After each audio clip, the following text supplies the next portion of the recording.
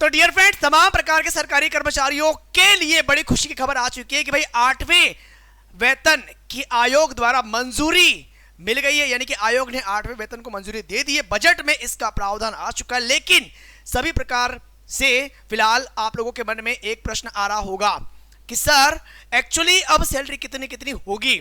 स्वाभाविक सी बात है, 7वें वेतन में सैलरी कितनी बढ़ी थी और इस 8वें वेतन में सैलरी कितनी बढ़ेगी। एग्जैक्ट सैलरी मैं आप लोगों को यहां पर बताने वाला हूं, कितना परसेंटेज सैलरी बढ़ेगी। तो अब ऐसा लगता है कि सरकार आप लोगों पर मेहरबान हो चुकी है भाई साहब। एंड फाइनली आने वाली होली पर आप लोगों के लिए इस प्रकार के तोहफे कई और मिलते रहेंगे, लेकिन फिलहाल हम लोग बात करेंगे 8वें वेतन की। किस 8वें वेतन में आपकी सैलरी कितनी होने वाली है।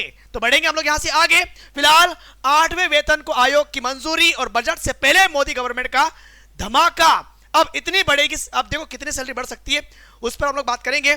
तो भाई अगर आप इस पेपर कटिंग के माध्यम से भी समझने का प्रयास करोगे कि 8वां वेतन आयोग से कर्मचारियों की वेतन में इतने ज्यादा हुआ इजाफा, अब इतना सारा स्टेटमेंट हम पढ़ेंगे। इन शॉर्ट बताने का प्रयास करूंगा कि आयोग ने गवर्नमेंट कर्मचारियों से या फिर 8वें वेतन से जितने भी सरकारी कर्मचारी हैं उनकी लॉटरी यहां पर लगने वाली है। कुल मिला के आप ये बोल सकते हैं कि एड पे कमीशन देश के लाखों सरकारी कर्मचारियों के लिए एक बड़ी खुशखबरी आपको देखने को मिलेगी।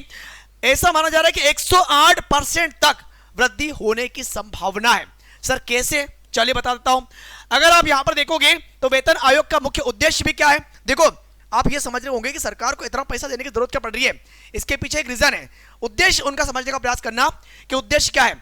वेतन आयोग का गठन सरकारी कर्मचारियों के वेतन और भत्तों की समीक्षा के लिए किया जाता है और उद्देश्य क्या है कि कर्मचारियों को बढ़ती महंगाई और बदलते जीवन स्तर के अनुसार उचित वेतन प्रदान करना।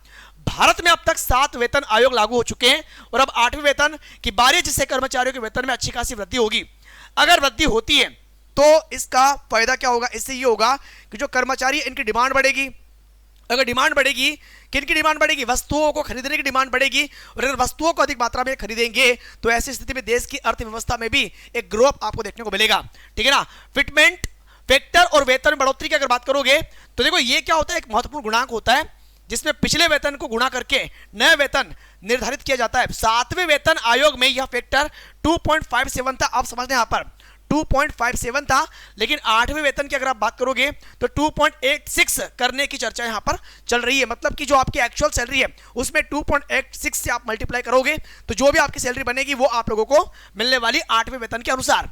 फॉर एग्जाम्पल यहां पर देखना, उदाहरण के लिए बताने का प्रयास कर रहा हूं आप लोगों को कि यदि आपकी सैलरी 18,000 थी 7वें वेतन में, तो अब यह बढ़कर कितनी हो जाएगी, 46,260 रुपए हो जाएगी। और अगर आपकी सैलरी 18,000 थी 7वें वेतन में, तो अब यह 8वें वेतन के अनुसार आप लोगों का कितना हो जाएगा, 51,480 रुपए पहुंच जाएगा। तो ये कुछ पॉइंट्स आप लोगों को यहां पर याद रखने पड़ेंगे। जो एक्चुअल फैक्टर अगर आप देखोगे तो एक्चुअल फैक्टर आपका कौन सा है, 2.86। अब ये होने वाला इस फैक्टर के अनुसार आप लोगों की सैलरी में इंक्रीमेंट होगा इस 8वें वेतन के अनुसार। ठीक है।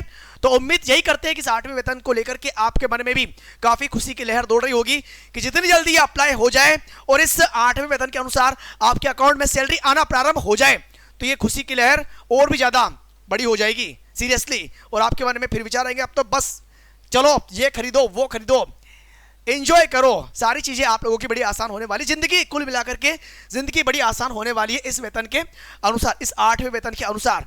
और उम्मीद ये भी जताई जा रही है कि बहुत जल्दी ये अप्लाई होने वाला है और हम भी यही वेट कर रहे हैं कि ऐसा अपडेट हमारे सामने आए ताकि हम लोग आप लोगों तक इसी प्रकार से पहुंचाने का प्रयास करें ताकि आप की खुशी को अनुभूत या आपकी खुशी को महसूस करके हम भी खुश होने का प्रयास करें। ठीक है। बाकी जो भी अपडेट आएगा वो इसी प्रकार से आप लोगों तक पहुंचाया जाएगा, तो वेट करिएगा उस अपडेट का और हम भी वेट करते हैं कि वो जानकारी हमें मिले और आप लोगों तक पहुंचाई जाए।